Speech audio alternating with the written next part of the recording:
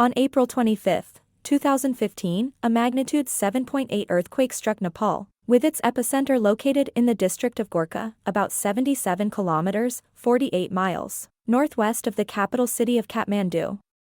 The earthquake was the most powerful to hit Nepal in over 80 years, and it caused widespread destruction throughout the country, resulting in the deaths of over 8,000 people and injuring thousands more. Many buildings collapsed and landslides blocked roads and highways. The disaster also caused significant damage to Nepal's cultural heritage sites.